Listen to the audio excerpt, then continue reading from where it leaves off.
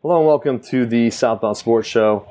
I'm your host, Richie Leahy, here with my co-host, Maddie B. And we are live on Christmas.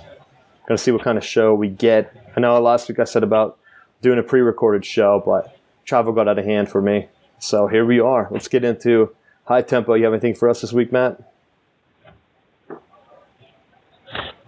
Yeah, just a little bit agitated. I'm tired of hearing not just at Florida State, but just across the country, different fan bases, things like sky is falling, whether it be prospect recruits not committing to their team, whether it be people electing not to participate in bowl games. I understand that we have our early signing period, and you have the regular signing period come February. A lot of people need to just pump their brakes and just maybe pick up a hobby or something, because some of the hate that I've seen flowing recently is almost out of control. Like, I wonder, what does people do? Is that your full-time job, just being angry? Because it's not that bad. Even on the worst, if you're following your worst team, there has to be something positive to look forward to. And I just wish people would do that a little bit more. Because I look at what's going on, even with Florida State with their recruiting. They're within the top 20. And there's still an opportunity to bring in a lot more recruits, especially the defensive coordinator, that it should help things. Don't act like the sky's falling. Just a little bit classier is all I'm asking for. I'll say I'll build off that a little bit as I try to get the video fixed up, but I want to take it the other way. I see far too many media personalities taking it to the extreme. And one of the things that really hit hard this weekend was the Juju fumble, which we're going to get into. And a lot of the media types were playing like we can't be holding this against certain players, blah, blah, blah, calling out fan bases. The media, your job is to report on the team, not to call out the fan base. Like, no one cares about your opinion of that. Your whole thing is to be covering the sport, not to give opinions on what fans should or shouldn't be doing. And it's annoying. I don't know if it's coming from certain media stuff. I mean, we don't get that with our media pass from the Pittsburgh Steelers. It's not like it's coming down to us saying, hey, you can only talk about this certain thing. So it feels like some people are just holier than thou. I see a lot of, and I think it's social media related too. I see a lot of media guys making fun of coaches for losing games. It's like, look, bro, you are a writer. You've never played sports, most likely. Why are you calling out so-and-so coach because he lost this game? It just doesn't make sense. So that was my thing. It's supposed to be a Merry Christmas. It's supposed to be happy. Be out there. I'm with Matt. Go get a hobby. And these writers, dude, they're cracking me up. It's almost to the point where, what's the one? There's a Twitter account you can follow. It's like Old Takes Exposed or something. It's almost to that where we need one where we can see these media personalities calling out coaches for losing games and things like that. It's not your job. A lot of people come after Brett McMurphy too for trying to do reporting on certain things because they don't like it. Like, I get that. But when it's reversed and it's the writer coming after the coach for trying to do his job, it just doesn't make sense. So, you got anything on that? You're a coach. Or just a foreign concept.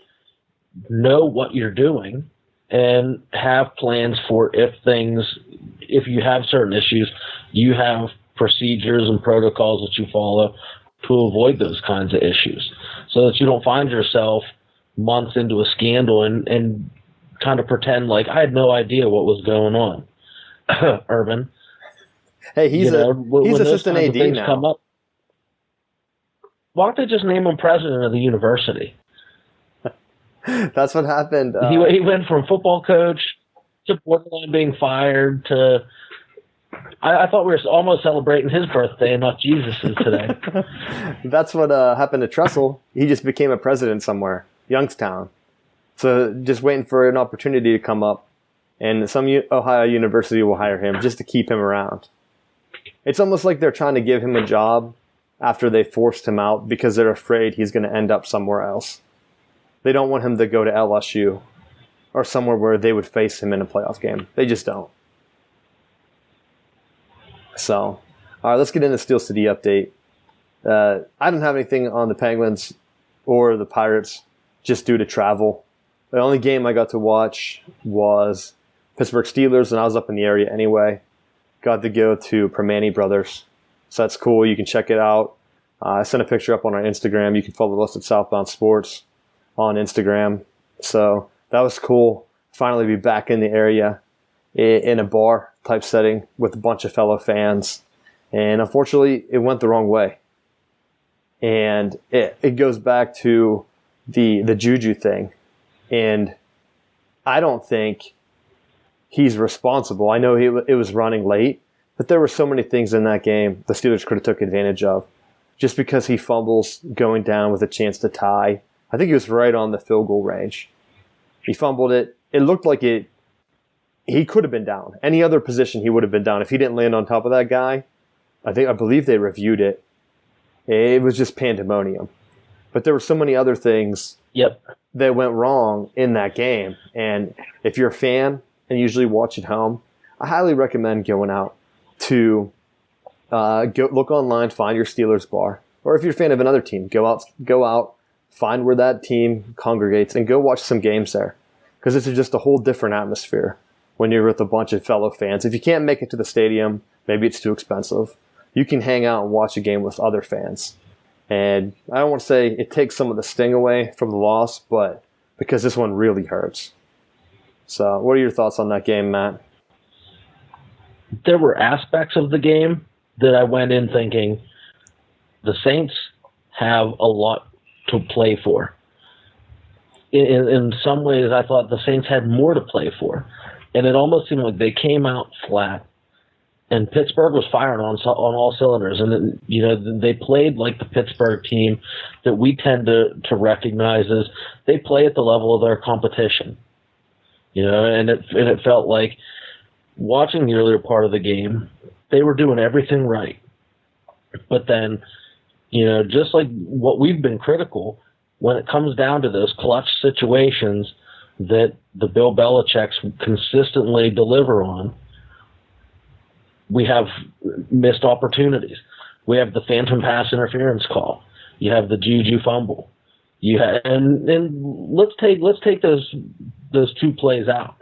Take the pass interference out, game over.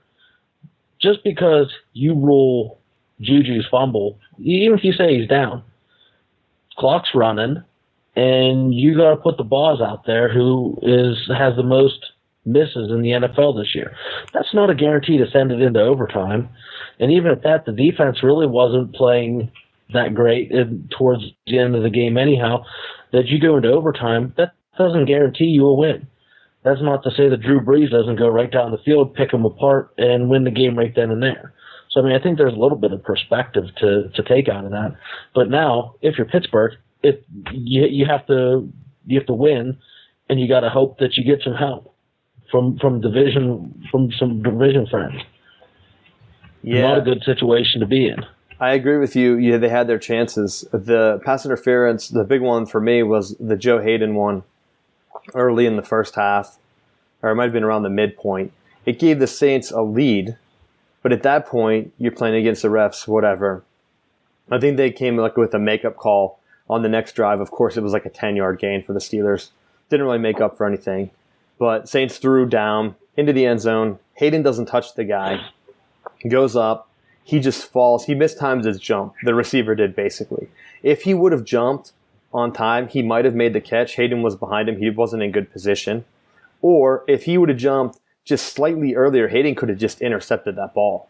He still had a chance to intercept the ball.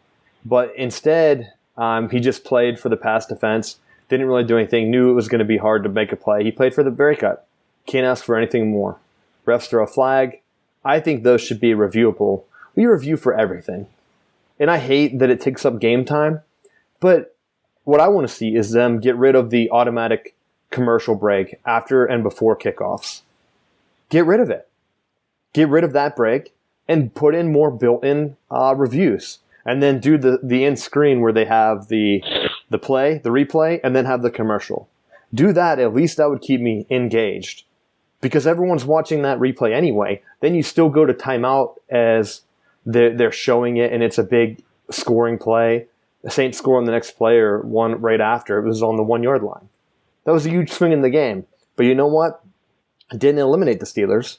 They battled back, scored right before halftime, got the 2-point conversion, had all of the momentum, had the lead in the fourth, but it comes down to coaching. You got to make the adjustments. Like Matt said, if you can't stop the Saints in the fourth quarter, how are you going to stop them in overtime? If Juju didn't fumble, there's no guarantee that we score a touchdown. I can't even remember how much time was left. If you're settling for the field goal, are you confident as a fan that they would win that game? I wasn't, just because you're looking at, are they going to make the coaching adjustments at that point? Belichick would have. I mean, if it wasn't for Tom Brady throwing that weird jump ball against the Steelers would probably be in a worse scenario this week, because they went right down the field. And they went right down the field at the end. They just ran out of time. And they had to take 2 or 3 shots from like the 40-yard line or wherever Tom Brady was. Steelers didn't have that. So, not on him. I get it, media guys. You're going to call out fans for whatever they're saying to Juju. Cut it out. Who cares? He's getting paid to do that. If he didn't want to be on social media, he doesn't have to be on social media. It's as simple as that. You think Marshawn Lynch, I don't know if he's on social media now, but when he was skipping interviews and stuff, do you think he cared what random people were saying about him? No. So, kind of a break. Anything else you want to add on that game? I do. And if you're a gambling man, I think next week is a perfect week to take, because it's Cleveland and Baltimore, right? Yep. And Pittsburgh and Cincinnati. It's a great week if you're a gambling man to bet Pittsburgh and bet Cleveland, because if both lose and Baltimore takes a spot and Pittsburgh gets bounced out of the playoffs, that gives the fan base enough ammunition to try to push for the pressure to get Tomlin fired. And you're right. In true Pittsburgh fashion, they'll do exactly what they need to do to qualify for the playoffs, get knocked out by the Titans or some other joker team that they they have no business playing. They'll lose to them. They'll say, well, we made the playoffs again. There's no reason to make a change. And then they'll just accept mediocrity until Ben leaves, and then the bottom falls out, and then they'll just completely rebuild at square one. Oh, I'll tell you, it's going to be worse than that. If they make the playoffs, I believe they're the lowest division. They're going to be up against, we warned about this 2 weeks ago, if they don't win, when they drop the Raiders game, they're going to play the Chiefs or the Chargers. I can't remember if that division's locked up. I think Chargers lost, so they might be playing them. The Ravens beat them, I believe. I have to look at the standings. Don't have it up. We don't have the best internet connection, so I don't want to mess up the show. But right now, that's who the Steelers would play. And Matt's right. Get in the playoffs, they lose that game, everyone's going to become an apologist. Oh, well, Steelers just didn't have it this year. They were what? An 8-win team? How could they be expected to beat the Chiefs or the Chargers? That's an 11, 12-win team, whatever they end up with, 13 wins. How could the Steelers compete with that? And then it's going to just cycle over and over until Ben retires, and then all hell is going to break loose. I don't think they make it, because I don't think the Browns are going to beat the Ravens. We argued, how many weeks have we been arguing about the John Harbaugh thing? Because the Ravens weren't clear, and they made it clear. They're bringing him back for 2019. Because it came down to Lamar Jackson. Looks like now ownership was pushing Joe Flacco, and he stuck with Lamar Jackson, and it's working. He's coming back next year no matter what. Could they be happy with what's happened? Browns are playing for, I think they're playing for nothing. The best case scenario would have been if the Browns win, they make the playoffs if the Steelers lose. Because then they're going to be playing for the playoff spot. Steelers are playing for the playoff spot. Browns and Steelers both win, and then the Steelers are in. But I don't think the Browns have enough. So that's a young team. Wheels could fall off knowing that they're playing for nothing. But I think that's how they're playing out. for something big. I think they're playing for something bigger than you realize, because If they want to take the interim tag off their coach, then it's to their interest to win. That's a good point. I didn't think of that. Because if they really get blown out of the water and it's an ugly loss, then that's going to give that Cleveland ownership that much more fire to move on and to hire someone different. So I think they're going to want to keep him, and they're going to be willing to play hard for him just to try to keep some of that continuity. Plus, I think it helps from their franchise standpoint to keep whatever they have going, keep it in place. Because what you don't want to see, or what I hope doesn't happen to Baker Mayfield, is that he has consistent offensive coordinator turnover, and then it hurts his development. Because you've seen that with other quarterbacks in the league where every other year they're changing coordinators. They don't have an opportunity to really grow into one system, and then they never become what they could possibly be. Yeah, you're exactly right. And I could even take that a step further. And you're looking at it from both teams. You're looking at it for Lamar Jackson, and you're looking at it from Baker Mayfield too. Because I think they're both rookies, right? What's going to be that next step?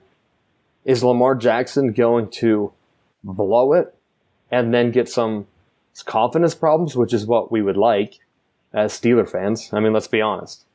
We want him to be close, feel that failure, and never hit that peak. We don't want him to go on a rookie Ben Roethlisberger type run where he gets a couple wins in a row, strings together a few playoff wins, possibly comes up short in the end, but gets that confidence brewing for next year. We definitely don't want that. Same with the Browns. If they go out on top, and let's say the Steelers still lose and the Ravens win, that's the worst case scenario on both sides.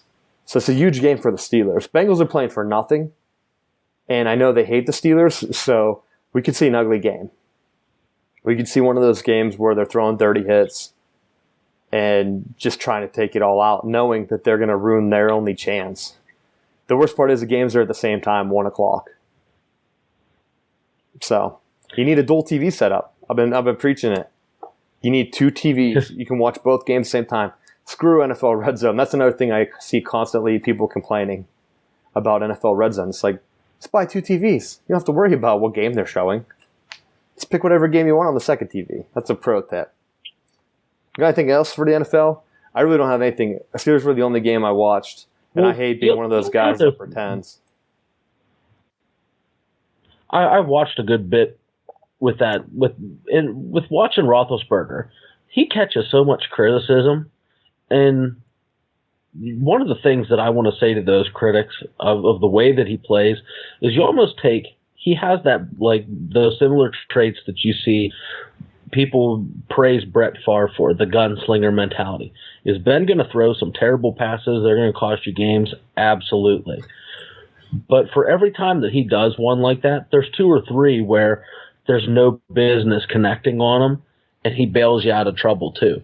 And if you're okay with him bailing you out during those times, then you got to accept when he does his bonehead plays. And I can remember watching games early in his career thinking how defenders would like bounce off him and he'd run around and then throw up like a 50-yard touchdown pass. And it was like, this is ridiculous. Like that, there's no reason this should work. But to continue doing it, like, and it's become almost a trademark of his career to just avoid the pressure and rely on that deep ball and be able to consistently connect on it, whether it be Plaxico Burress, whether it be Santonio Holmes, down to Antonio Brown, Emmanuel Sanders, whoever the receivers are, he makes whoever those guys are better. And whether they stay, whether they leave, he makes the talent around him better. And I think that's one of the hallmarks of a great quarterback, is elevating the play of the guys around him. They're down to third string running back, and they don't miss a beat in their running game. Probably because they have a really successful passer taking the pressure off and allowing the run game to work. You could even add, what was the one screen pass to Samuels? Was it the one right before the half? He was wide open because they didn't expect it, because they thought Ben Roethlisberger was 100% going to pass there. And they didn't think it was going to be designed was it basically like a running back screen. They didn't think that was going to be called. They thought they were just going to throw it in Ben's hands, and they went 100% sold out on that to stop that wide open touchdown. And you don't get that with another quarterback. So it's very sad watching pretty much the end of his career. I hope it doesn't flutter out.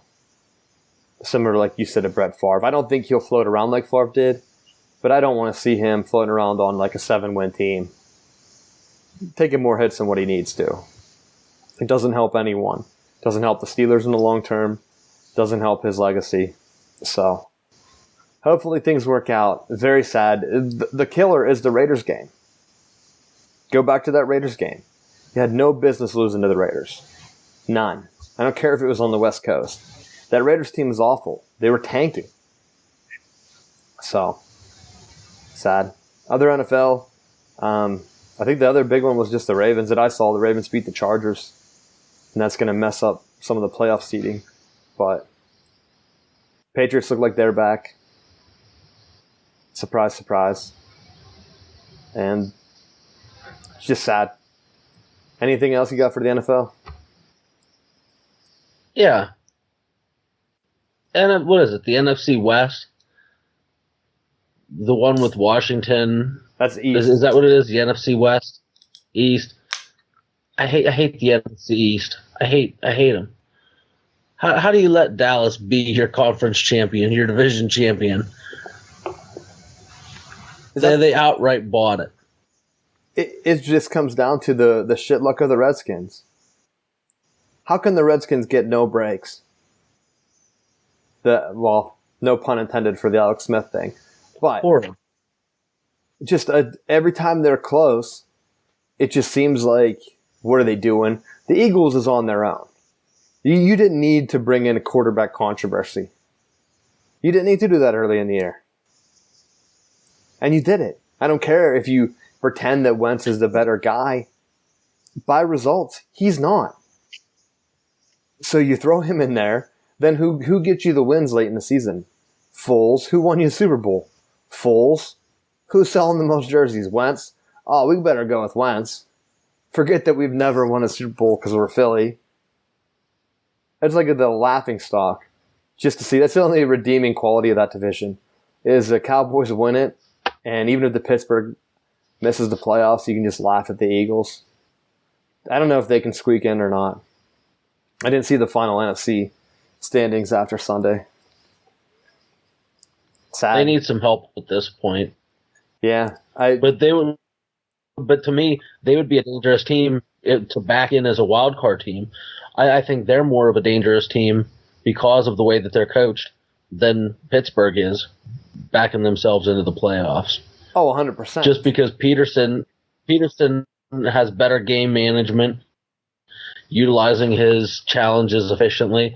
They ran the stat there in the Pittsburgh game about how poorly Tomlin used his challenges. He lost 8 of his last 10 or something insane. It was insane like that. I know what you're talking about. I did catch that. It just made me shake my head. But you're right. Plus, the NFC is really top-heavy. You only have 2 teams, and do they really have that playoff experience? Eagles are the only one that have made a deep run. You could say the Saints, but that Saints team that made a run was how old? How long ago was that? A decade? Those aren't the same Saints. You're just looking at Drew Brees. He only did it once. So, what really do you have? Rams are young in the grand scheme of things. I don't think they have deep playoff experience. So you're just really sitting there, and you could tear that open. A lot of high-seeded teams lose early in the playoffs.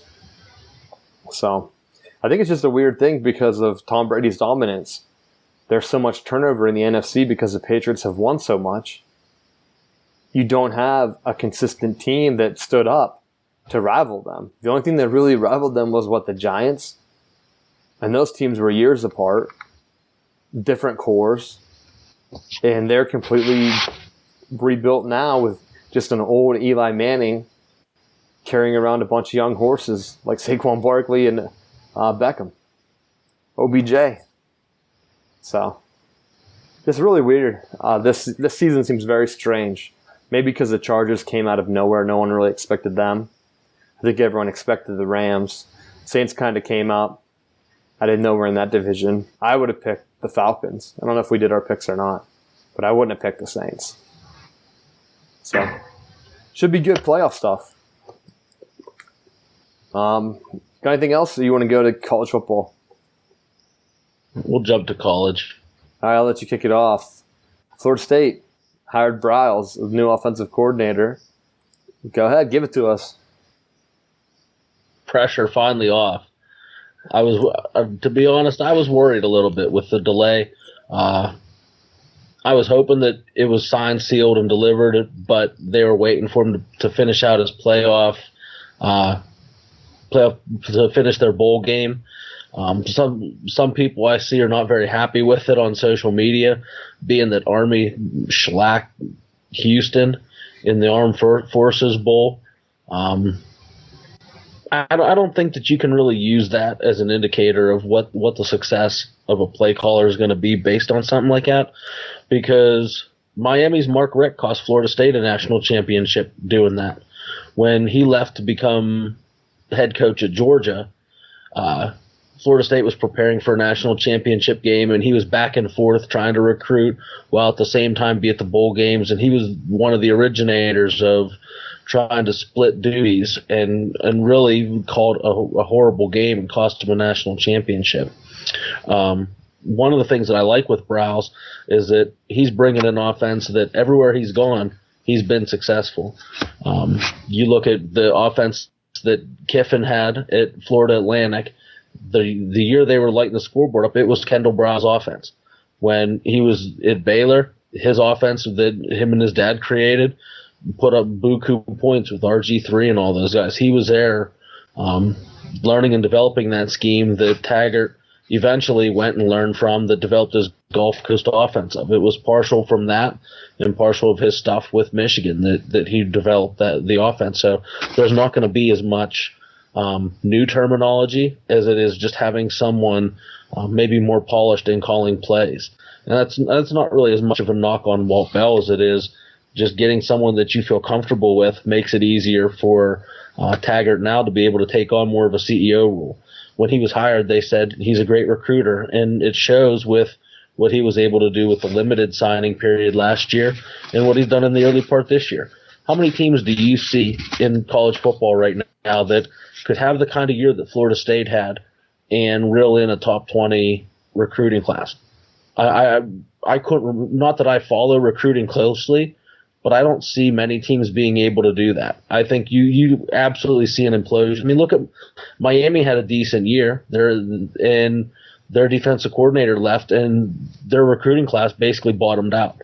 So I think they're holding it together, and I think this is only going to make the push come February for the final signing day of the 2019 class. I think it's only going to make them that much more solidified now that they have some stability there at the OC. What are your thoughts on that? I'll say I agree with you on the Florida State power thing. There's no way, and it's a lot of recency bias here for a lot of fans of college football. Florida State is the class of the ACC. I was looking at, everyone knows, you listen to the show, I'm a Big Ten guy, and I always hear, living in North Carolina, about how Duke and North Carolina are the ACC because of basketball.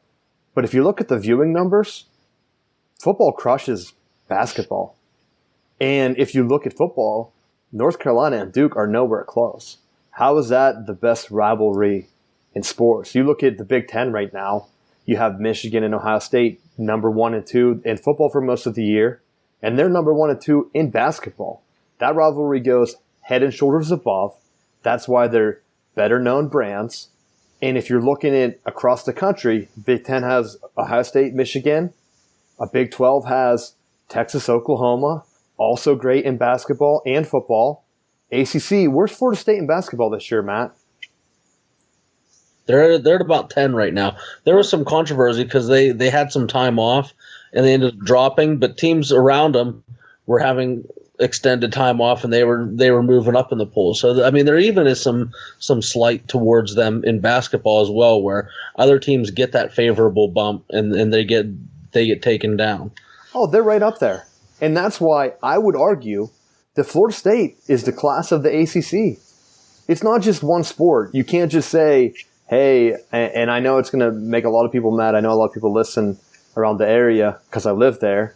And Duke and North Carolina fans, even NC State fans, listen. That you're not going to be the class of the ACC. Everyone knows it's Florida State.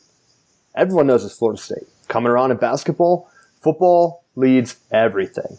And I've said it before. Right now, there's 5 huge brands out there in college football: Ohio State, Michigan, Texas, Notre Dame, and Alabama. Alabama wasn't always there. I think Nick Saban really solidified them there. Florida State's been there. I think a lot of slight against them is due to the Bobby Bowden. It was him driving them for so long. It's the very same thing that's holding Penn State back from being that upper level. If James Franklin's able to do it, that's a great model for Willie Taggart to follow. Look at Franklin's first 3 years. They were not good. He hires Joe Moorhead. Let's go with some of the reins. And look what happens. Big Ten championship. They go to the Rose Bowl. And now Penn State is a recruiting power. Willie Taggart's already recruiting at that top 20 level that James Franklin started when he was at Penn State.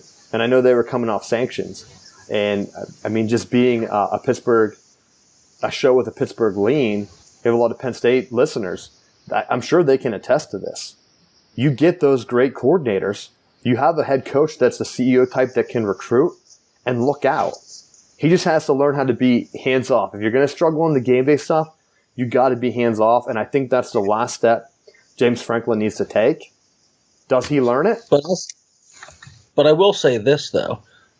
The thing that you need is you need to have some level of stability, because where Penn State recently has gone with some turnover, I think the Moorhead loss kind of hurt them a little bit more than maybe Penn State fans want to admit.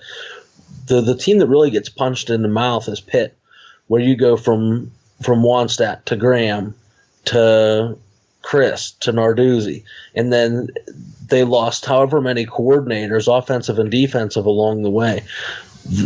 That has to hurt them recruiting-wise, because if you don't know who your coordinators are going to be consistently, it's going to hurt you. Where at least with Penn State, they have the stability of knowing Franklin isn't going anywhere. He's content being at Penn State, and even to have his name brought up for jobs like USC and not throw his hat in the ring. I think that says something for the recruiting that he's doing, that you can look at the recruits that you're building relationships with and say, hey, I'm going to be here. My coordinators may move on as head coaches, but the values and the things that we believe in are right here for the program. Just like I think what Pitt's doing now with Narduzzi, I think they're getting there, but I think he just needs more time he's dealing with more of a ceiling or more of a floor than what Franklin started off with what O'Brien built going into Penn State. And that's a good point. I forgot that we had missed the recruiting because we were going to pre-record this after the early signing day. And Franklin's right up there. I think they're second in the Big Ten right now. And it's crazy that they would pass Ohio State when Urban Meyer built up, basically a recruiting powerhouse. They had the number 1 talented roster this year. You go ahead, lose him. They see what happens on signing day, not good. So they try to bring Urban back as assistant AD. You know that was the recruiting move. They saw how poor the class finished. They poured in some 5-stars. They got the defensive end Harrison over Penn State and Michigan. So they're bringing in guys, but they don't have the depth because those second-tier guys, those 4-stars, high 3-stars that other classes are filling up with, they're not picking Ohio State because of that turnover and because of the controversy. You can get a 5-star guy that grew up in Columbus. If he's right in your backyard or he played in Columbus, I don't know if he grew up there. You can get that guy. But this is where Florida State can pounce. Miami's down. Florida, this is where, if you're a Seminoles fan, you got to cheer for Michigan to beat Florida. And I know it's going to be tough with Michigan having a bunch of guys out, but you want them to lose in heartbreaking fashion. Because that's your time where you can say, hey, laugh at us all you want. We only have to beat Clemson. There's no other team in the ACC. We're kings of the ACC, and we're still kings of the ACC. Just wait a few years. Give us 2 years. We beat Clemson once. There's a good chance you're in the playoffs. I mean, who else? What else is going to be there? I mean, there's a lot of turnover in the conference. Louisville's going to be a mess. Who knows? They didn't get Braum. It doesn't make any sense for the other teams in that thing. You have NC State with Doran. Is he going to make that next step? I don't know if he can, if I'm being honest. His greatest recruiting classes are still filled with 3 stars around, 20 or 30? Well, I think the big thing now is you may have a gunslinger now. With Mac Brown coming back to UNC and bringing on Ole Miss's Phil Longo as his OC, they're going to run more of that wide open, air raid that maybe they're going to be a little bit more competitive. They had a short run when Mac Brown was at UNC, where North Carolina was starting to build back up, and then he got pulled out to Texas. I don't see him being pulled out for Texas again because of the way he crapped out at the end there. It'll be UNC and retire. Well, he'll be there for life. But I think at that point in his career, if you remember, the ACC didn't have Virginia Tech. They didn't have Miami. It was Florida State and then the UNCs or whatever other teams. It was a Clemson team that wasn't very good. So he's able to come in and poach from these other ones. Virginia Tech was still in the Big East. It's much easier to go to Virginia Beach, where Virginia Tech recruits heavily, as North Carolina, and say, look, your family can come see us play. We play Duke, NC State, Wake Forest every year. That Virginia Tech couldn't say that at that time. They were saying, hey, you can come to Pitt. You can go all the way down to Miami, go to Indiana, see us play Notre Dame, go up and see Boston College, Syracuse. Those are all Big East teams. Now they're in the ACC. It makes things much harder for North Carolina because a lot of the benefits North Carolina could pitch in the 90s, all of those other Big East teams can now say the same thing. Virginia Tech can say, look, why would you play for North Carolina? They're not even a football school. So, they are in the weaker division, but they're in that division with Miami and I think Virginia Tech's in there, most of the old Big East teams. So they're going head-to-head with them now. So they don't have those benefits that they used to have. You can't say, look, we're going to be on national TV playing Florida State and Clemson every year. Face it, they're not going to be. So that's another selling point where Virginia Tech fans can say, or Virginia Tech coaches can say, look, we're on national TV a good bit. And that's what UNC is going up against. And Pitt in their own right, that's where they can step up and say, hey, look, we were just in the championship game.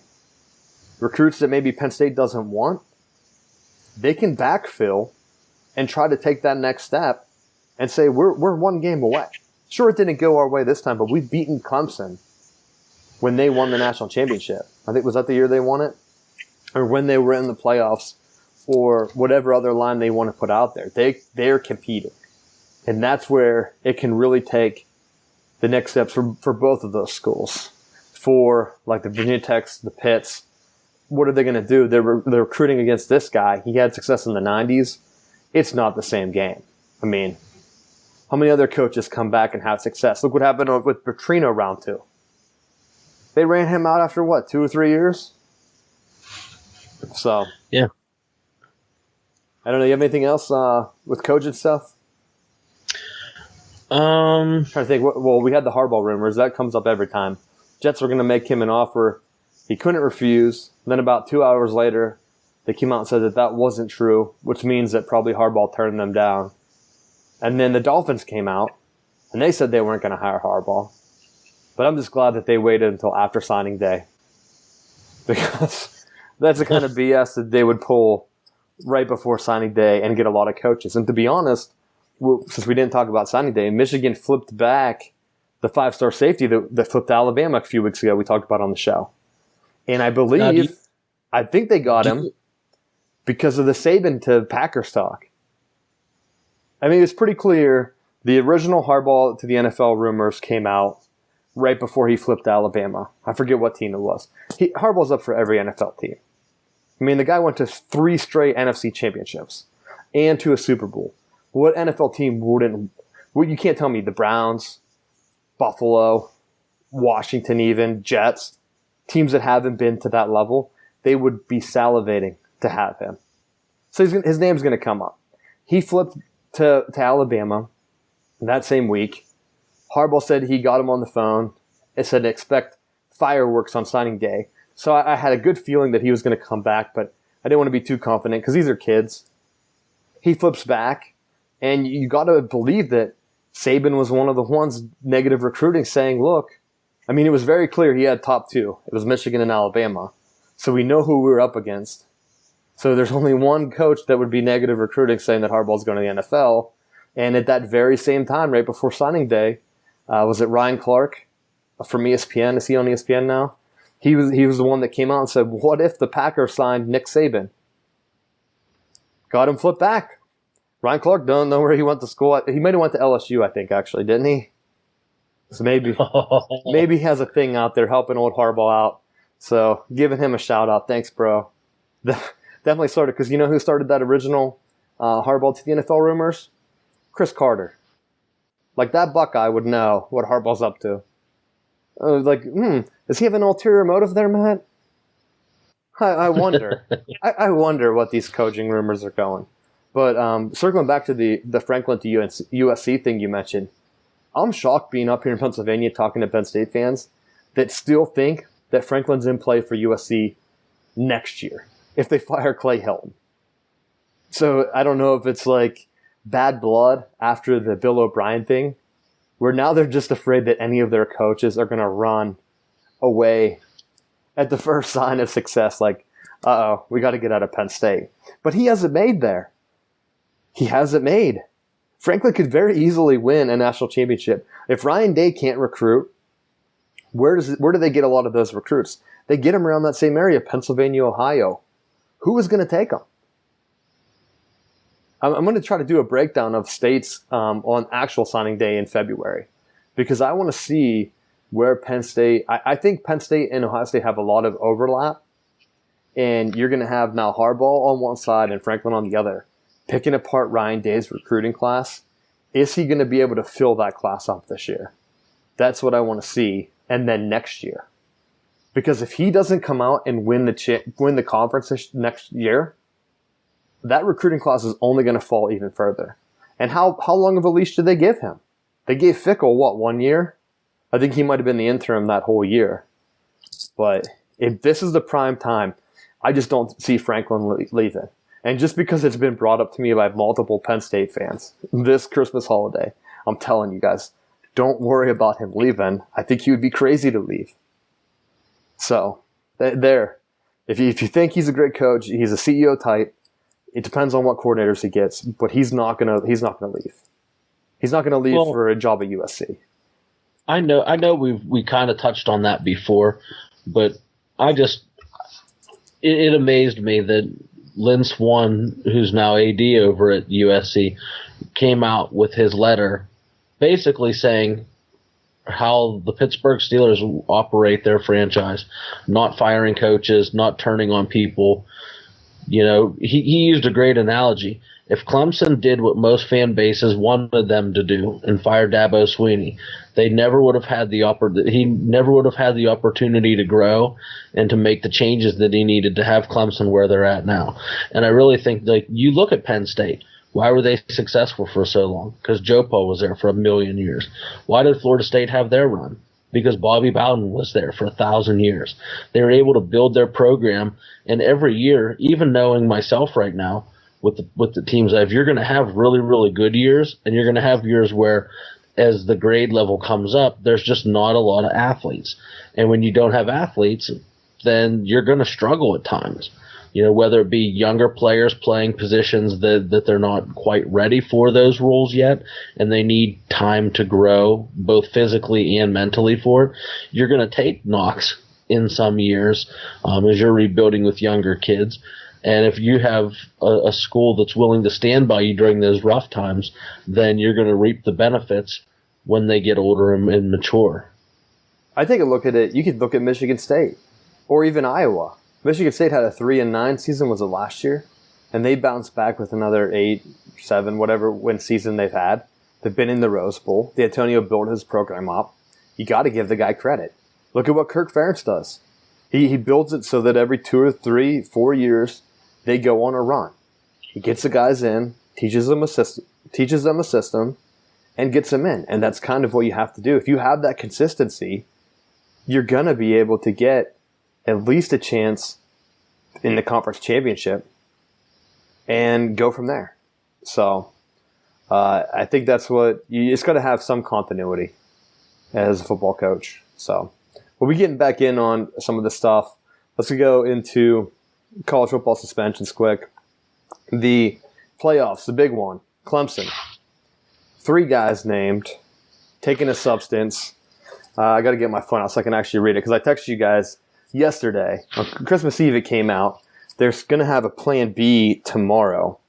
But even if the B sample comes back clean, not a good look for Clemson because the actual substance they tested for, what's it called?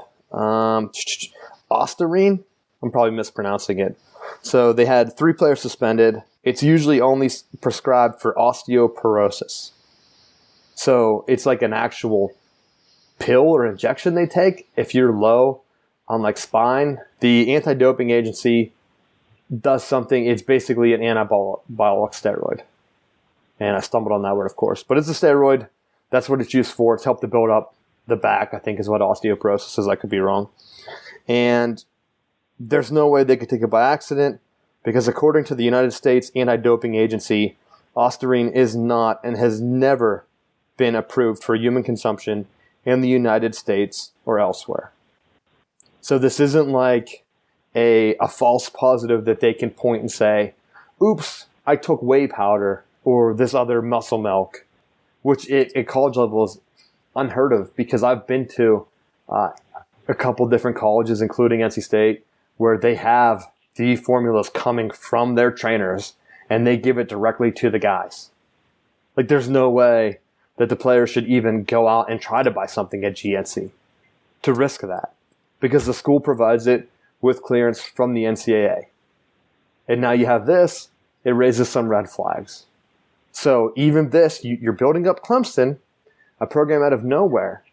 How long has this been going on? And I would say this, I don't know if they test for this all the time, but I would wonder if they would go back and do a Lance Armstrong. Because I believe they have to keep some of the athletes' records, and maybe the NCAA is a little bit different than pro sports. But why couldn't you go back and see if other players have tested for this substance? If it's a newer thing. Because the tests change all the time. You can't test. That's what they tried to get Barry Bonds on. They said, well, his past tests had some of the newer stuff. Back in the day, they couldn't catch it. So he technically did catch steroids, even though he never was tested positive. That's how they got Lance Armstrong. They didn't get him at a current race. They got his samples back in like 1990-something in the 2000s. So I don't know. Does the NCAA go back and try to look at that to see if it's a program thing? Definitely a black eye for me because just doing the research, you can do a quick look.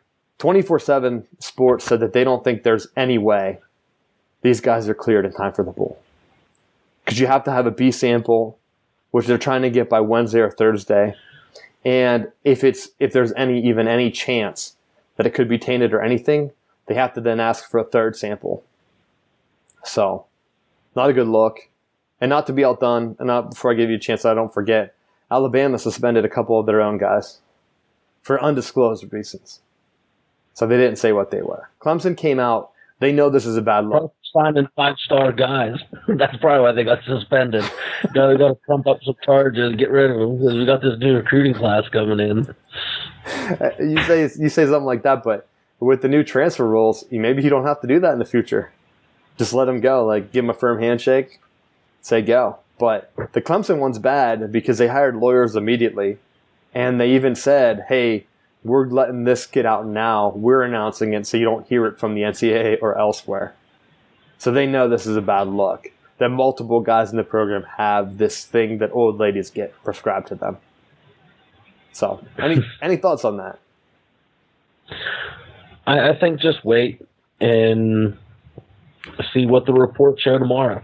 They said that they should be releasing more information tomorrow, and I hope that for the sake of those athletes, that they have an opportunity, that they're clean, and that they have an opportunity to play.